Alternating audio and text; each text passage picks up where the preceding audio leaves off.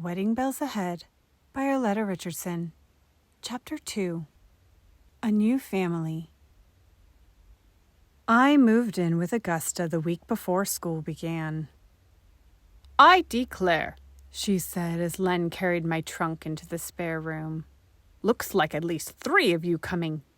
Do you really get around to using that much stuff?" Len grinned and went back to the buggy for the boxes of books and school materials. "I didn't bring anything I don't need, Augusta," I said. "I'll try to keep it out of your way." "At least Augusta is an excellent cook," Len offered as we rode back to the Williams' farm. "You'll be well fed." "Man does not live by bread alone," I replied glumly.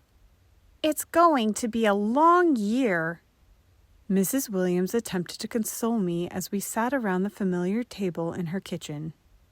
Augusta has a good heart. She isn't always the soul of tact, but she means well. You and Alice got along all right when you lived there last year, didn't you? I nodded. She was referring to the time that her niece Alice and I had stayed with Augusta while Leonard had scarlet fever. "That was weeks, not months," I said. "But I shouldn't complain. It was gracious of her to take me in, considering how much she values her privacy. I'll do my best to keep peace with her." "I'll try not to be a bother, Augusta," I said when I returned to her home that evening. "I'll help you all I can." "No need," she replied. "I'm not too old to take care of things, even if you young folks do think so." "Oh, I didn't mean that I thought you were old," I assured her. "I just meant that you would have extra work."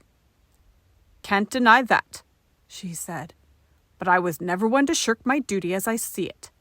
Won't be like living alone, but I reckon I can get used to it." She gazed at me reflectively. "You may not be the most sensible young one I've ever seen, but you're not as empty-headed as some I could mention either." I took that as a compliment and went to my room to unpack, determined not to let Augusta's remarks upset me. "After all, I have Len and his folks, and I'll have you on weekends," I had told Sarah Jane. "And we won't have to have anyone come for us this year. Len wants me to take Regal when we go home." "True love," Sarah Jane had commented. "Any man who will share his horse is really smitten." I agreed. I was blessed to have Leonard Williams. The time until we could be married couldn't go fast enough for me. School opened on Monday, and I was pleased to see 15 children lined up at the steps when I went out to ring the bell. Len had accompanied me to school and raised the flag just as he had done a year before. "No matter how much things change, they stay the same, don't they?" I said. "That sounds good if you don't stop to think about it too long," Len said with a grin. "But I know what you mean. It doesn't seem like a year since I carried your books for the first time. Now, the Lord willing, I'll be carrying them for the rest of your life." "You think I'll be teaching school as long as I live?" I laughed. "Wait until Augusta hears that. She says I'm just putting in time until we get married." Len waved goodbye and left as I stood aside to let my students enter the schoolroom. I looked at them and smiled. It was good to be home. For the first time in anyone's memory, there was no beginner class. "Good," Teddy Sawyer asserted when I mentioned the fact. "Those babies are a real pain. Someone always has to look out for them." "You were a beginner once," Josie Abbott said accusingly.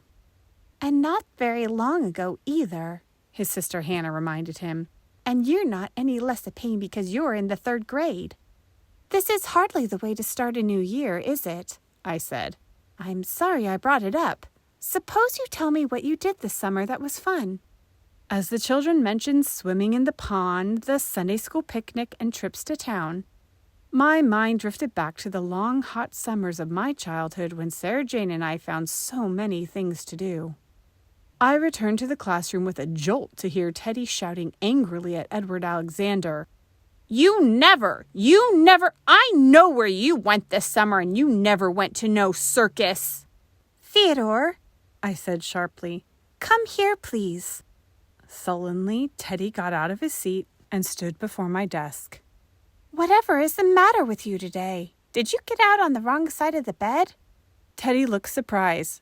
"There's only one side to get out of. The other one's next to the wall."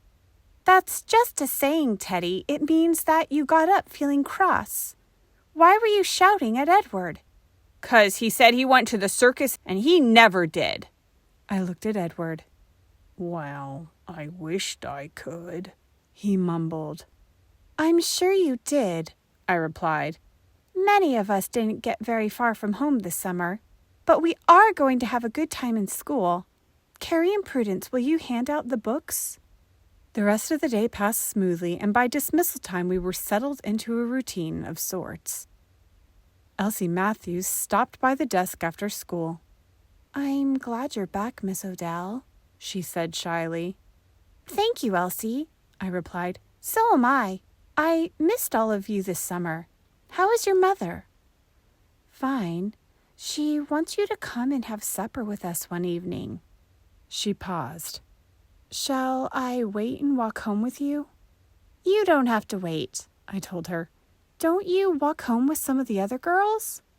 She shook her head and turned toward the door. I don't mind being alone. All right, I said.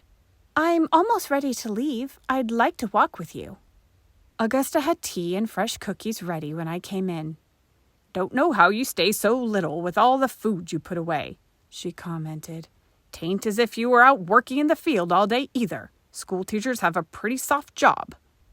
I opened my mouth to disagree, then decided against it. Instead, I took another cookie. Augusta, has Elsie Matthews ever had any close friends? Don't know that she has, Augusta replied. She's always been a quiet one. She and Prudence Edwards play together at picnics and such, but they live in opposite directions.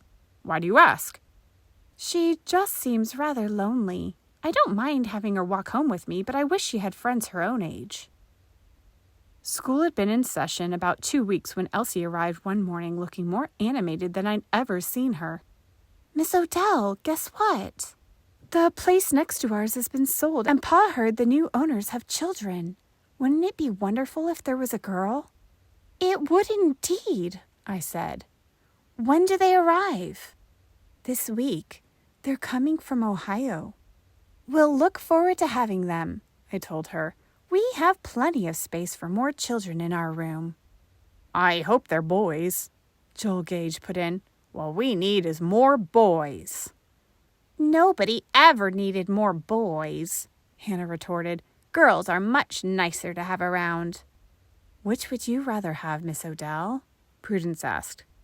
Do you think I'd take sides in an argument like that? I laughed. I like boys and girls equally well. Whichever they are, we are going to welcome them. Have you heard about the new family coming? I asked Len that evening. He nodded. I can't understand why they would move out here instead of buying a place in town. He's a lawyer, not a farmer. That does seem odd, Mrs. Williams said. Maybe he's tired of the law and wants to farm for a while. Len shook his head. He's already leased his acreage to Kurt Matthews to work. If he's planning to support his family on the cases he'll get in town, he may be in for a surprise. The Graysons arrived at the end of the week, and Elsie gave me all the details on Sunday after church.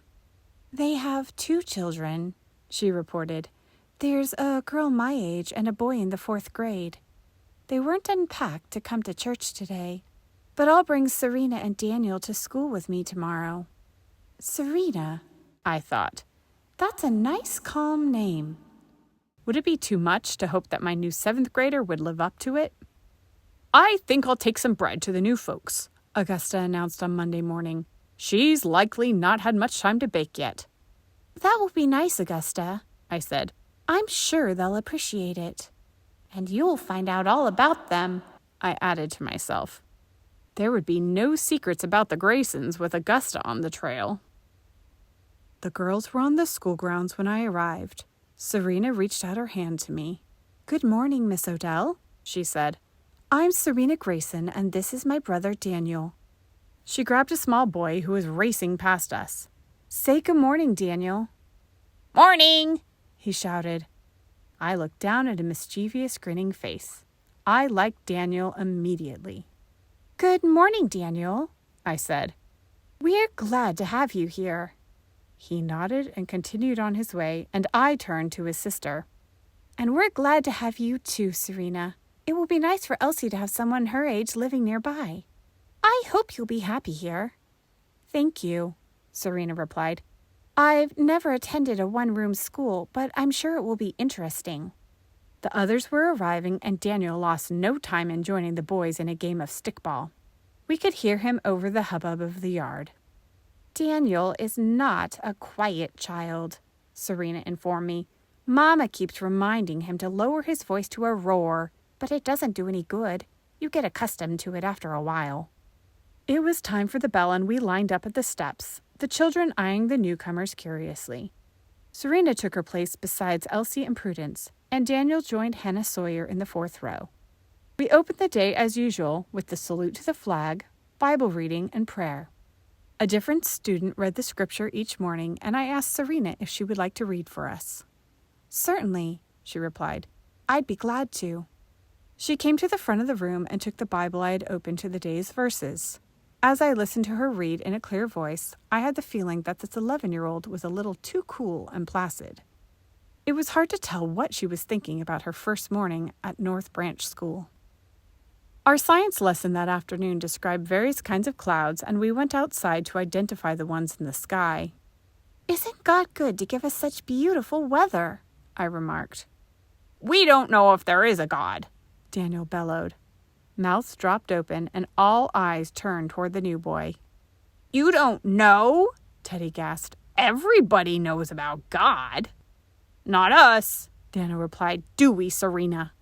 Serena looked distressed, but she answered calmly. Papa isn't really sure that God exists, but he said that if you prayed in school, we must be polite and bow our heads. She seemed to sense my thoughts, for she said to me, It's all right to read the Bible. Pa says it's excellent literature, and a well-educated person needs to be acquainted with it. As the day went on, Serena and Daniel worked well with the others.